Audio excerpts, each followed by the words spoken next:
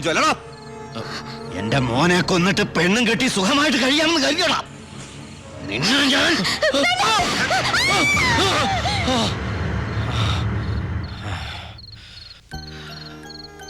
ഞാൻ കാരണം ആ കുട്ടി. ഏയ് വേണ്ട.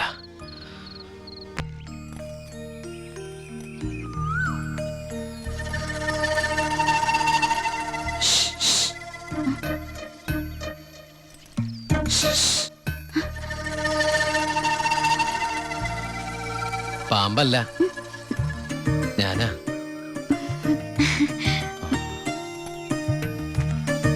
കുട്ടി ഞെട്ടിയോ? ശബ്ദം കേട്ടപ്പോ ഞാൻ വിചാരിച്ചു പാമ്പാണെന്ന്. അല്ല, അത് ഞാനൊരു കാര്യം പറഞ്ഞോട്ടെ. ആരെങ്കിലും കണ്ടാലെന്താ? കല്യാണത്തിന് മുമ്പ് ഇങ്ങനെയൊന്നും പാടില്ല. എനിക്ക് കല്യാണത്തിന് മുമ്പേ ഇങ്ങനെയൊക്കെ പാടൂ. കുട്ടി എന്റെ കഥയൊന്ന് കേക്കണം. കഥയൊക്കെ എഴുതുവോ?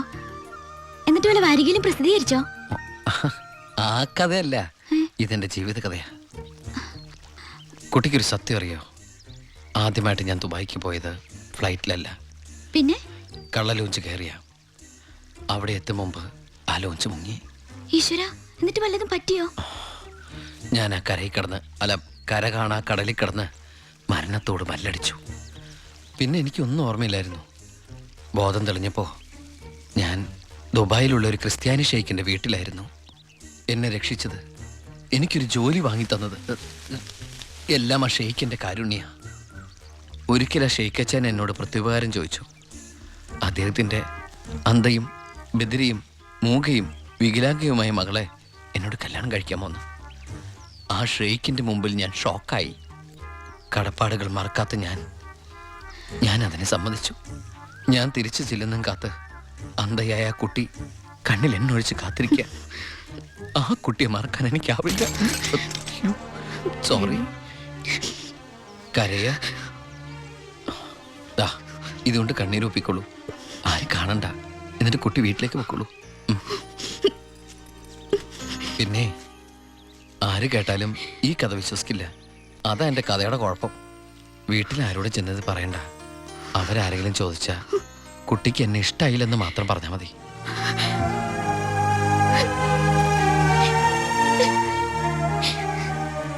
എൻ്റെ സർപ്പത്തമാരെ, അറിയാലോ എൻ്റെ അവസ്ഥ. ഈ പാവം കുട്ടിയെ ചതിക്കാൻ എനിക്കാവില്ല.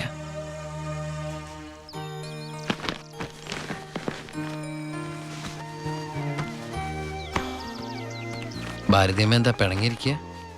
നിന്നെ കണ്ട് കൊതി തീർന്നില്ല. അതിനു മുമ്പ് പോവല്ലേ? കുറച്ചു ദിവസം കൂടി. അമ്മ എന്താ ഈ പറയണേ? എനിക്ക് ഇന്നെ തിരിച്ചു പോയേ പറ്റൂ. ഞങ്ങളുടെ അവധി എന്നൊക്കെ പറഞ്ഞ ഏതാണ്ട് പരോള് പോലെയാ. പറഞ്ഞ സമയത്ത് തിരിച്ചെന്നില്ലെങ്കിലേ തൂക്കിയെടുത്തോണ്ട് പോവര്. പിന്നെ ആ ജീവനാന്തം ജയിലില്ല. അല്ല, വെയിലില്ലേ ഈ അറബിയുടെ അടിമപ്പണിയൊക്കെ ചെയ്തിട്ട്. ദുബായിൽ അങ്ങനെ ഉണ്ട്.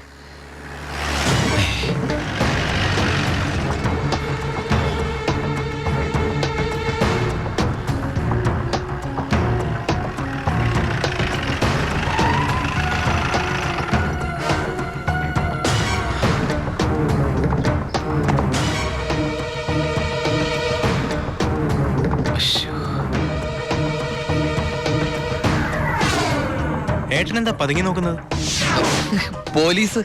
അയാൾ ആ ഗോപികയുടെ അടുത്ത ബന്ധുവാ. ഈശ്വര, ഇങ്ങനെ ഒരു ബന്ധം ഓർക്കുണ്ടായിരുന്നോ? അതെന്താ ഉണ്ടായാലും? അല്ല, ഒരു വല്ലാത്ത വൃത്തികെട്ട രൂപമല്ലേ. അങ്ങോട്ട് മാറിക്കാ പെട്ടി ഒന്ന് പെട്ടെന്ന് പൊടിക്കോട്ടെ. ഇത്രയും വലിയ തറവാട്ടിന്ന് ഇത്രയും നല്ല ചെറുക്കന്റെ ആലോചന, അതും ദുബായിക്കാരന്റെ. വല്യേട്ടൻ ഫോൺ ചെയ്ത് പറഞ്ഞപ്പോ നിന്റെ ഭാഗ്യമായിട്ടാ ഞാൻ കരുതിയത്. എന്നിട്ടിപ്പോ നിന്റെ ഭാഗത്ത് നിന്ന് കല്യാണം വേണ്ടാന്ന് പറയാൻ എന്താ കാരണം? ഇനി നിനക്ക് ആരോടെങ്കിലും പ്രേമം പറ്റുകൊണ്ടോടി? പിന്നെന്താ പ്രശ്നം? വല്യേട്ടന് എന്തെങ്കിലും സംഭവിച്ചാ പിന്നെ നിനക്ക് ആരാ ഉള്ളത്? നീ എതിരൊന്നും പറയണ്ട. ഇത് നിന്റെ ഭാഗ്യമായിട്ട് കരുതിയാ മതി. വല്യേട്ടനാണെങ്കിൽ ഉറപ്പിച്ചോ, ബാക്കി ഞാൻ ഏറ്റു. എന്തായാലും ചെറുക്കൻ പോണ ദിവസം വന്നത് നന്നായി. ഉണ്ണിയൊന്ന് കാണാലോ. വല്യേട്ടാ, ഞാനൊന്ന് ഉണ്ണിയെ പരിചയപ്പെട്ടിട്ട് വരാം.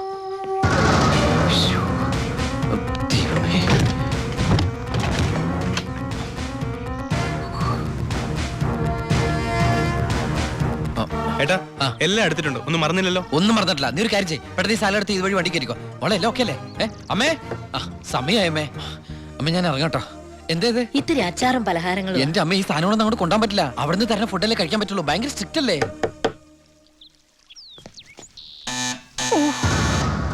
ആരോ ബെല്ലടിക്കുന്നുണ്ടല്ലോ. അല്ല എടാ ഹലോ അവിടെ നിന്നേ നിന്നേ ഏയ് അത് പിച്ചക്കാരനാ പിച്ചക്കാരൻ ഞാൻ 10 രൂപ കൊടുത്തപ്പോ 100 രൂപ വേണമെന്ന് ഗൾഫുകാരുടെ ഒരു അവസ്ഥ നീ അവനെ ഞാനിന്ന് എടാ അവൻ അവിടെ നിന്ന് അടിക്കട്ടെ നമ്മുടെ മസിൽ അടിക്കുന്ന പിച്ചക്കാരാണോ നീ ഇങ്ങോട്ട് വന്നേ വന്നേ പെട്ടെന്ന് വാ സാധനങ്ങൾ എടുത്തിട്ട് വേഗം വണ്ടിയിലേക്ക് എടുത്ത് വെച്ചേ അമ്മേ ആ ആളനക്കും ഇല്ലല്ലോ. ചിലപ്പോ എയർപോർട്ടിൽ പോയി കാണും. ആ എങ്കി അടുത്ത പ്രാവശ്യം വരുമ്പോ കാണാം. പോട്ടെ. ആ ഫ്രണ്ട് സീറ്റ് വെക്കണേ. വേഗം എടുത്ത് വെക്കേ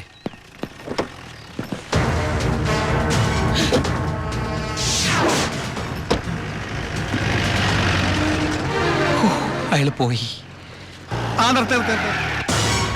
ആ പൊറോട്ട എടുത്ത്. ആ അയാള് വരുന്നു അയ്യോ എന്താ എന്ത് പറ്റി? ഓ എന്തൊരു ചൂടാണ് അത് ഭയങ്കര ചൂട് ഞാൻ ഒന്നുകൂടി കുളിച്ചിട്ട് വരട്ടെ നാട്ടുവെള്ളത്തിൽ ഒന്ന് കുളിക്കണമെങ്കിൽ എത്ര നാൾ കഴിയണം ദുബായ് കിട്ടുന്ന വെള്ളമുള്ളടാ ഡീസൽ അല്ലേ ഡീസൽ ഓ.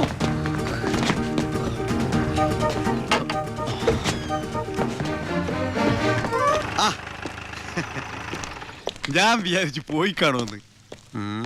നീ എന്റെ ഗോപിയേക്ക് ചേർന്ന ചെറുക്കൻ തന്നെ. അയ്യോ ഞാൻ ഉണ്ണിയല്ല, ഏ? ഉണ്ണി എന്റെ ഏട്ടനാ. ഉണ്ണി എവിടെ ഒന്നും കണ്ടില്ലല്ലോ.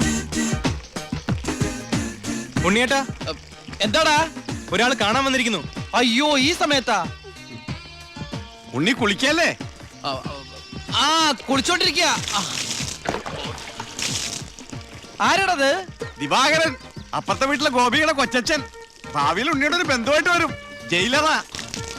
അതെയാ ആ ഒന്ന് മുഖം കാണിക്കാൻ വേണ്ടി വന്നതാ. മുഖം കാണിക്കാൻ ഞാനെന്താ രാജാവാ ഓ ഫലിതപ്രിയൻ. നമ്മൾ തമ്മിൽ കാണേണ്ട കാര്യമോ പറഞ്ഞത്? ഞാൻ കണ്ടിട്ടുണ്ട് എവിടെ വെച്ച്? ഞാൻ സോപ്പ് വെച്ചോണ്ടിരിക്കുക അതുകൊണ്ട് കേട്ടത് മാറിപ്പോയതാ വരുന്ന വഴിക്ക് കണ്ടുന്ന് ഓ അങ്ങനെ. ഓ പിന്നെ പോയിട്ട് ഇത്ര ധൃതി ഉണ്ടായിരുന്നു. 12:30 ട്രെയിൻ. പെട്ടെന്ന് ഇറങ്ങുമാവോ? ഏയ് വൈകും വൈകും ട്രെയിൻ മിസ്സാക്കണ്ട വേഗം പുറപ്പെട്ടോളൂ നമുക്ക് നാളെ അവിടെ വെച്ച് കാണാം അവിടെ വെച്ചോ? നാളെ എവിടെ വെച്ച്? സോപ്പ് വാഴി പോയതായിട്ട് പറഞ്ഞത് മാറി പോയതാ അടുത്ത പറവിന് ഇവിടെ വെച്ച് കാണാമെന്ന് ആ ശരി ശരി എങ്കിൽ ഞാൻ ഇറങ്ങുന്നു. ആ ഇങ്ങോട്ടെന്ന് വെച്ച പൊക്കോളൂ ഞാൻ ഈ ഗ്ലാസ് എടുത്തോട്ടെ. ഗ്ലാസ്സാ ഗ്ലാസ്സിലെ ചായ കളഞ്ഞിട്ട് അമ്മയോട് വെച്ചിട്ട് എടുത്തോളൂ അയ്യോ ഞാൻ ഈ കൂളിംഗ് ഗ്ലാസിന്റെ കാര്യം പറഞ്ഞത്. കൂളിംഗ് ഗ്ലാസോ ചില്ല് ഗ്ലാസോ ഇനി അപ്പുറത്തെ സ്കൂളിലെ ക്ലാസ്സോ എന്താന്ന് വെച്ചാൽ വേഗം എടുത്തിട്ട് വേഗം പൊക്കോളൂ ട്രെയിൻ മിസ്സാവും ആ ഓ ആ ഇനി ദുബായ്ക്കാരുടെ വീട്ടിൽ വന്നിട്ട് ഒന്നും തന്നില്ല എന്ന് വേണ്ട. അപ്പോ ഞാനങ്ങോട്ട് പൊക്കോളൂ ബൈ ബൈ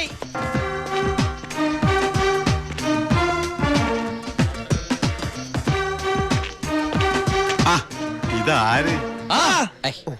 പണ്ടോർക്കലം വെച്ചിരിക്കണ എന്റെ ക്ലാസ് ആടാ സത്യത്തിൽ ഇയാള് പോലീസ് അതോ കുള്ളനാ കള്ളനാ?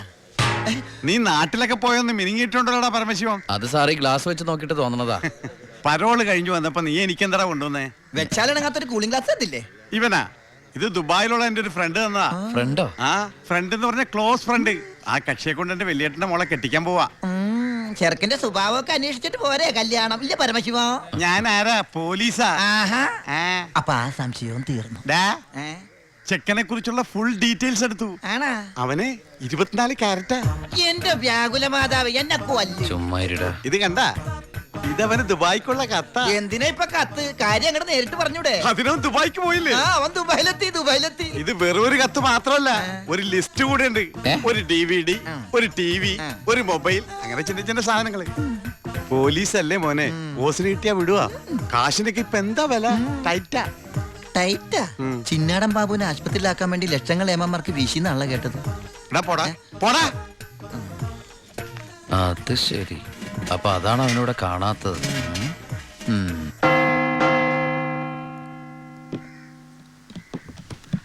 സാറേ എന്താടാ? വാ. നീ എവിടേക്കാ? എഞ്ചാടാ? എനിക്കൊരു രഹസ്യം പറയാനുണ്ടായിരുന്നു ഉം.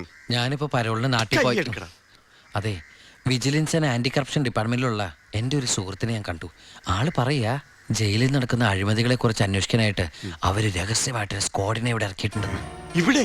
ആ കള്ളത്തരത്തിൽ ചിലരെ ആശുപത്രി കിടത്താൻ കൂട്ടു നിൽക്കുന്നവരൊക്കെ പിടിച്ച് അകത്തിടും അത്രേ. അങ്ങനെ എന്തെങ്കിലും ഉണ്ടെങ്കിൽ സാറ് സൂക്ഷിക്കണം കേട്ടോ. അയ്യോ. ആ പിന്നെ ഞാനിത് പറഞ്ഞു ആരോടും പറയരുത്. നമ്മുടെ ഡോക്ടറുടെയും സൂപ്രണ്ട് സാറിന്റെയും പണി പോകുന്ന എനിക്കൊന്ന് കാണണം. അവരും കുറച്ചു നാൾ തിന്നട്ടെ ഉണ്ടാ. എന്താ സാർ? ഉണ്ടേ കൊണ്ട് പോയതാ. ആരെ? ഒന്നുമില്ല.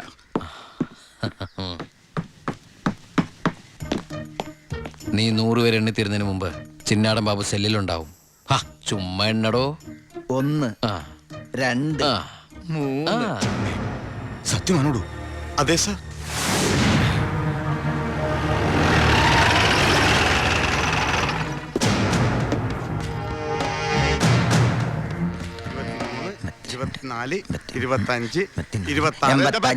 എന്താ കണക്ക് തെറ്റിക്കുന്ന? ഇത് വേറെ കണക്കാണ് സാറേ. ഈ എന്റെ കണക്ക് തെറ്റി. ഞാൻ എവിടെ നിർത്തിയത്? നീ നിർത്തിയതല്ല 85 മുതൽ ഞാൻ ഇവിടെ 85 86 ഞാൻ എവിടെ നിർത്തിയത്? സാർ 25. 27 28 95 പോടോ. 96 പോടാ. 97 98 99 100. വന്നല്ലോ വനമാല. ഹായ്, എവിടെയായിരുന്നു? എവിടേക്ക് അന്വേഷിച്ചെന്നറിയാമോ? പത്രത്തിൽ കൊടുക്കാൻ പോയതാ. എന്താടാ? നീ സൂക്ഷിച്ചോ. ഓ എടാ ചിന്നടാ, വാളയാർ പരമശിവത്തിന് സെൻട്രൽ ജയിലിനുള്ളിൽ കാശറിയേണ്ട കാര്യമില്ല നിന്നിവിടെ തിരിച്ചെത്തിക്കാൻ. ബുദ്ധിമതി, വെറും ബുദ്ധി. നീയല്ലേ പറഞ്ഞത് എന്നെ ഇവിടെ ഇട്ട് കൊല്ലൂന്ന്? എന്നിട്ട് ഞാൻ പരോളിന് പോയി തിരിച്ചു വന്നപ്പോ നീ ആശുപത്രി പോയി കിടന്ന പിന്നെ എന്നെ ആര് കൊല്ലും? ഇവൻ എന്നെ മൂടോട്ടാക്കി അടങ്ങുള്ളൂ. പിന്നെ മതി മതി, പോയി റെസ്റ്റ് എടുക്ക.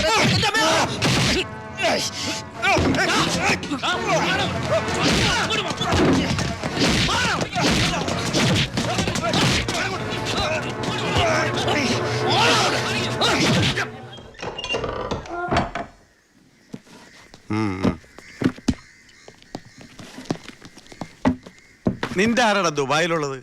ഇടക്കിടക്ക് കത്ത് വരുന്നുണ്ടല്ലോ. നമുക്കുണ്ട് സാറേ ദുബായിലൊക്കെ ഫ്രണ്ട്സുകള്. എനിക്കും ഉണ്ടപ്പോ നിനക്കുണ്ട് ദുബായിൽ ഫ്രണ്ട്സ്. എനിക്കാരുമില്ല. നിന്നോട് ചോദിച്ചില്ല. അല്ല, ചോദിച്ചാൽ തന്നെ പറയാൻ ആരുമില്ലെന്ന് പറഞ്ഞതാ.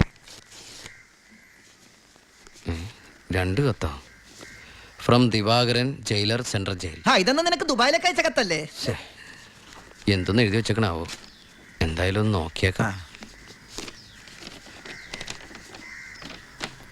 പ്രിയപ്പെട്ട എൻ്റെ ഉണ്ണിക്ക്, ഞാൻ ഗോപിയുടെ കൊരങ്ങച്ചൻ, കൊച്ചച്ചൻ, ജയിലർ ദിവാകരൻ എഴുതുന്ന സ്നേഹത്തോടെയുള്ള കുത്ത്. കുത്തോ? ഈ ജയിലിലെ ശീലം വെച്ച് എഴുതിയായിരിക്കും കുത്തേ. കുത്തും കത്തും തിരിച്ചറിയാത്ത നമ്മൾ തമ്മിൽ നേരിട്ട് പരിചയമില്ലെങ്കിലും എനിക്ക് ഗിഫ്റ്റായിട്ട് DVD, TV, മൊബൈല്, ഇതൊക്കെ അയാളുടെ അപ്പനോട് ഒന്ന് നോക്കട്ടെ. ബാലുവിന്റെ കത്താ.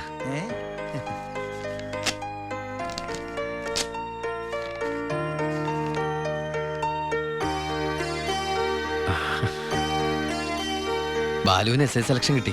അവൻ ട്രെയിനിങ്ങിന് ചേർന്നു. ബെസ്റ്റ്. ആദ്യത്തെ പോസ്റ്റിംഗ് ഈ ജയിലിലും ആയിരിക്കണം. അയ്യോ, അങ്ങനെയൊക്കെ സംഭവിക്കൂ? പറയാൻ പറ്റില്ല. നിന്റെ ബെസ്റ്റ് ടൈം അല്ലേ, ചിലപ്പോ അങ്ങനെ സംഭവിച്ചേക്കാം. ചുമ്മാ ഇരടാ, മനുഷ്യനോട് പൈലോ പൈലോ ഒന്ന് ടെൻഷൻ അടിക്കുമ്പോൾ അവൻ്റെ ഒരു തമാശ.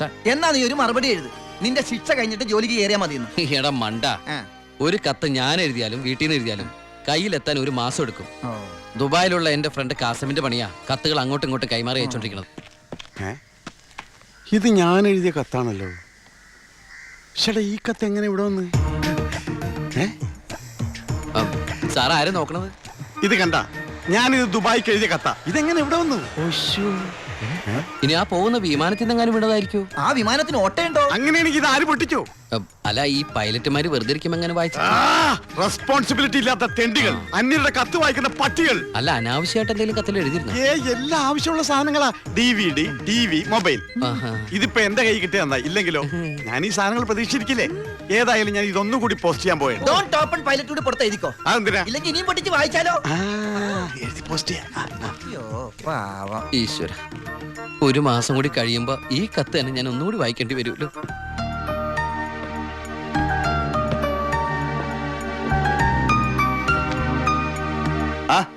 എന്താടോ? വാ. താൻ പോയി ദിവാകരനോട് വരാൻ പറ. ഇരിക്കടോ.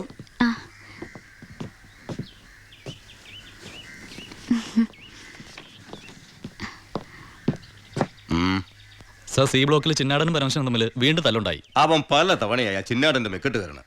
താൻ പോയി തൂക്കിയെടുത്തോളൂ ആടോ ആ പരമശിവത്തെ. നിനക്ക് എന്തിന്റെ സൂക്കേടാണ്? മറ്റുള്ളവരോട് മര്യാദയ്ക്ക് പെരുമാറാൻ നിനക്ക് ഇവനോട് മാത്രം എത്ര വലിയ സൂക്കേട്? സൂപ്രണ്ടിന്റെ കൈ കിട്ടിയാലുണ്ടല്ലോ പിന്നെ എനിക്കൊന്നും ചെയ്യാൻ പറ്റില്ല. അവനാണെങ്കിൽ സൂപ്രണ്ടിന്റെ ആളും. സാറാരാളാ? ഞാൻ അതളങ്ങിയ അങ്ങോട്ടും ഇങ്ങോട്ടും അറിയും. എന്താന്ന്? എനിക്കും ജീവിക്കണ്ടോ? അച്ഛന്റെ അസുഖം എങ്ങനെയുണ്ട്? പ്രഷർ പെട്ടെന്നൊന്ന് കൂടി കുഴഞ്ഞു വീണു. ഉടനെ ഇങ്ങോട്ട് കൊണ്ടുവന്നു. ഇവിടെ ഇപ്പോൾ മെഡിക്കൽ കോളേജിൽ അഡ്മിറ്റ് ചെയ്തിരിക്കുക. അതുകൊണ്ട് നേരിട്ട് പറയാൻ വന്നതാ. ഓ ഇങ്ങോട്ട് കൊണ്ടുപോടോ. ചെല്ലറ കട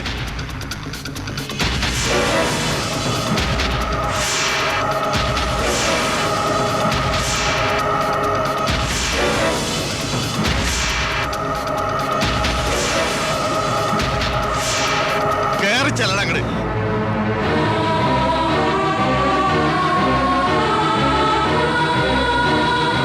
എന്നിട്ട് എല്ലിന്റെ മോളെ നീങ്ങ പോരും. വാ.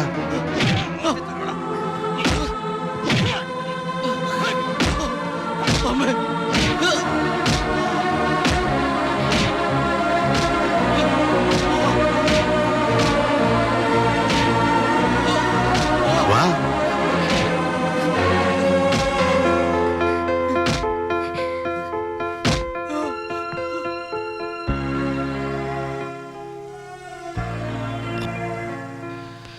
ഇടി കൊണ്ടതിനേക്കാൾ വേദന അവളെ കണ്ടപ്പോഴായിരുന്നു. ഇനിയിപ്പോ വീട്ടുകാരറിയും, നാട്ടുകാരറിയും. അടുത്ത വണ്ടിക്ക് എൻ്റെ കുടുംബം മൊത്തം ഇവിടെ എത്തും. ഞാൻ ഈ കളിച്ച കളിയൊക്കെ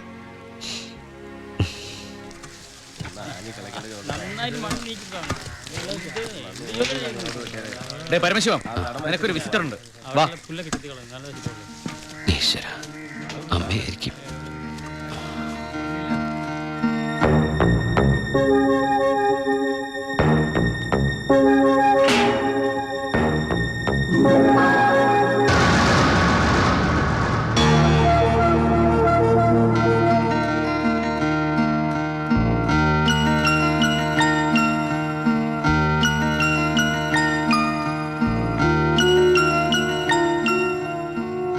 നിങ്ങളുടെ ദുബായ് പൂജപ്പുര സെൻട്രൽ ജയിലിന്റെ അകത്താണെന്ന് ഇവിടെ വെച്ച് കണ്ടപ്പോഴാണ് മനസ്സിലായത്. താൻ എന്താ എൻ്റെ അടുത്ത് പറഞ്ഞത്? അന്ധയായ പെൺകുട്ടി തനിക്ക് വേണ്ടി കണ്ണിൽ എണ്ണ ഒഴിച്ച് കാത്തിരിക്കുകയാണെന്ന്. അതും ക്രിസ്ത്യാനി ഷേക്കിന്റെ വീട്ടില്, അല്ലേ? അച്ഛനും കൊച്ചച്ഛനും അറിയാതെ ഞാനിവിടെ വന്നത് നിങ്ങൾ കണ്ട് രണ്ട് വർത്താനം പറയാനാ. പാവ അമ്മ മൂത്ത മോനെ കുറിച്ച് പറയുമ്പോ 1000 നാവാ. ഒരു കുടുംബം മുഴുവൻ അവിടെ നിങ്ങളെ സ്നേഹിച്ച് കൊല്ലുക. എന്നിട്ട് ഇനി അവരെ ചതിക്കാൻ ഞാൻ സമ്മതിക്കില്ല. എല്ലാവരും അറിയണം. ഞാൻ അറിയിക്കും. അറിയിച്ചോളൂ. കുട്ടി പറഞ്ഞത് ശരിയാ. ഞാൻ എല്ലാവരും പറഞ്ഞു പറ്റിക്കുക, മനഃപൂർവ്വ. പിന്നെ ഞാൻ എന്താ പറയേണ്ടത്? ജയിലിൽ കിടക്കണമെന്നോ? സത്യം പറഞ്ഞ അവരുടെയൊക്കെ സന്തോഷം നശിപ്പിക്കണമായിരുന്നു ഞാൻ. വിശ്വസിക്കാമെങ്കിൽ വിശ്വസിക്കും. ഈ കൈ കൊണ്ട് ഞാൻ ആരും കൊന്നിട്ടില്ല. പക്ഷെ കൊലപാതകം എന്ന പേരില് ഞാൻ ഈ ജയിലിൽ കിടക്കുന്ന എൻ്റെ കൂലിയാ മാസം മാസം എൻ്റെ വീട്ടിലെത്തുന്നത്. അതുകൊണ്ട് അവരൊക്കെ അവിടെ. ജീവിതത്തിൽ ഈ നിമിഷം വരെ എൻ്റെ ഭാവിയെക്കുറിച്ച് ഞാൻ ചിന്തിച്ചിട്ടില്ല. താനിപ്പോ പറഞ്ഞില്ലേ എല്ലാരും ഞാൻ ചതിച്ചെന്ന്. പരോളിനിറങ്ങി എനിക്ക് വേണമെങ്കിൽ തന്നെ കല്യാണം കഴിക്കായിരുന്നു. അതിനുശേഷമാണ് താൻ എന്നെ ഇവിടെ വെച്ച് കാണുന്നെങ്കിലോ? ഞാനൊരു ക്രൂരനും കൊലപാതകമായിട്ട് തനിക്ക് തോന്നുന്നുണ്ടെങ്കിൽ പറയാം, എല്ലാം പറയാം, എല്ലാരോടും പറയാം. ഒരു കള്ളക്കഥയുണ്ടാക്കി തന്നെ ഞാൻ വിശ്വസിപ്പിക്കാൻ ശ്രമിച്ചത് തന്നോടുള്ള ഇഷ്ടക്കുറവുണ്ടല്ല, നിന്നെ എനിക്ക് ഒരുപാട് ഇഷ്ടമായതുകൊണ്ടാ.